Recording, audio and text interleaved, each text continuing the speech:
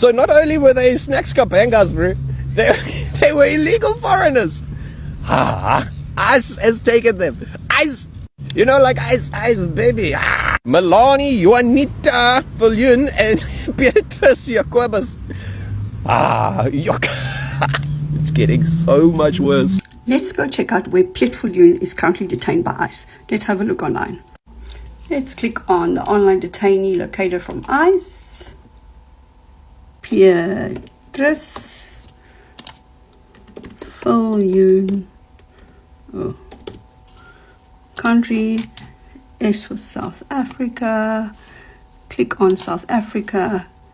Search by information, and there we go. Beatrice Jacobus Viljoen in ICE custody in Florida, and he is in the Florida Soft Side South Detention Center. There he is. Confirmed. Barbie and Ken, Mel and Peet Viljoen is detained by ICE. I wonder what our refund policy in South Africa is. It's getting worse and worse.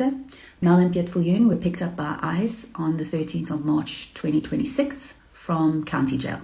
They were transported to two separate detention centers. Mel was transported to the Pompano Beach ICE Detention Center, and Peet Viljoen has been transported to Alligator Alcatraz. Now, if it is found that they're illegally in the United States, which I think their tourist visas may have expired, then it can add to legal consequences when it comes to their other charge too. So they are currently both in ICE detention centers in the United States.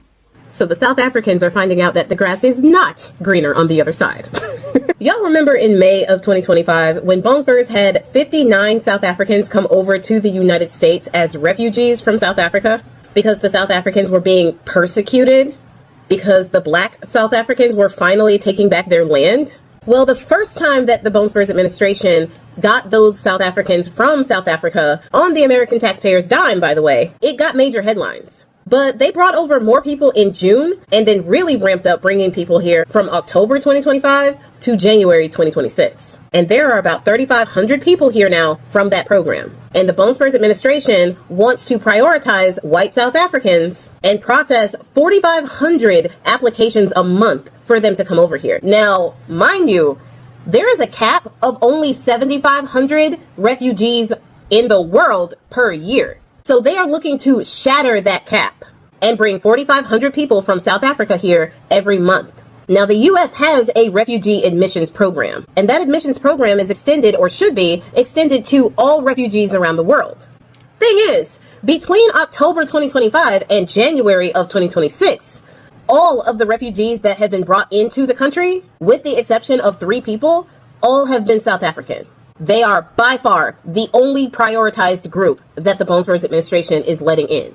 All this talk of the persecution of Christians in Nigeria, Nigerians are not being allowed to come to the United States to get away from said persecution. So anybody over there who thinks that they actually care about you and are not using you as pawns just so that they can big boom your country, you are fooling yourself. Because they won't even let you come here as refugees, but they will let the white South Africans come here as refugees. I wonder what the difference is. 2 African countries? Can't quite place it. Put it in the comments. Now, all of these people are coming into the United States. And with all of their talk as to the reason why we need to get rid of the immigrants from South American countries or the Black and brown immigrants that come here, all of that talk is because they don't have the education. They don't have the skills. They leech from the government. So what are the requirements for the South Africans to come here as refugees? They just have to say they were persecuted. That's it. And they have to be from South Africa, or they have to be 18 years old or a part of a family with a parent. That's it. They don't ask what skills they have. They don't ask about their education. They don't ask about how much money they're going to bring to the country. They don't worry about whether or not they're going to be using government funding for healthcare or food assistance. They don't worry about that. They don't ask the South Africans how they're going to make society better. Apparently, their lack of pigmentation makes them worthy enough candidates, without having to verify all of that pesky stuff like skills and education and value to society. But the thing is, South Africans who came over here thinking that the grass was greener are finding out the hard way that America is not as great as the propaganda would like them to believe. The grass is indeed not so green over here. And as of March of 2026, there has been a mass exodus wanting to return home. They trying to get the hell out of here. About 1,000 refugees have applied to get their citizenship back in South Africa, citing that America did not live up to their expectations. Nah, you don't like it here? You don't like it here? Come on, stay a while. So when people are asked why they want to go back home, they cite a whole host of reasons why. Things that Americans here have been trying to tell people for the longest time. Starting with living costs.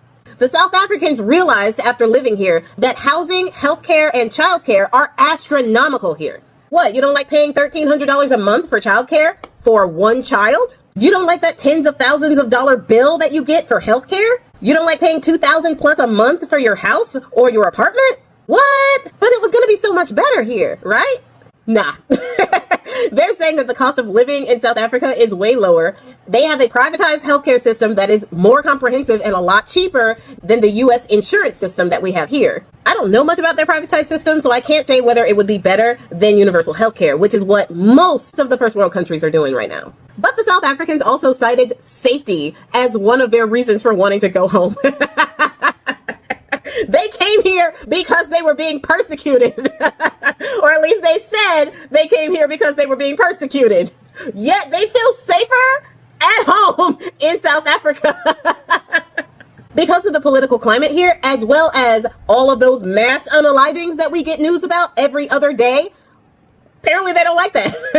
Apparently they don't feel safe because of all of the violence that they hear on the news about just random schools and other places having mass incidents. They think it is safer at home in South Africa, where they were, quote, being persecuted, than to stay here in America. What, y'all don't like it? But you can openly be racist here. Is that not enough? Y'all done? Y'all want to go home? So the South African government has a portal where if you leave as a refugee somewhere, that you can reclaim your citizenship back in South Africa and come on back home. Well, 1,000 South Africans here in the United States who have come over here recently have applied to go home. And the job portal looking for work locally in South Africa has gone up from South Africans here. It has gone up 70% of people trying to find work in South Africa so that they can go home. It looks like they're not doing too well under Bones Spurs' regime. It looks like they don't appreciate those grocery prices, the housing prices, the gas prices, the childcare and education prices, and the level of safety that people in the United States have all been yelling about for years. And the Republicans have been doing absolutely nothing, and the establishment Democrats have been doing absolutely nothing to change the quality of life for the American people. But y'all thought it was going to be better over here, huh? We tried to tell y'all. We tried to tell y'all. Now y'all got to pack up and move all the way back home. I guess being persecuted ain't that bad now, huh?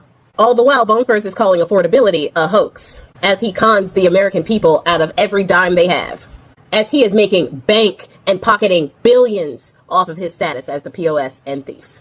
It serves y'all right.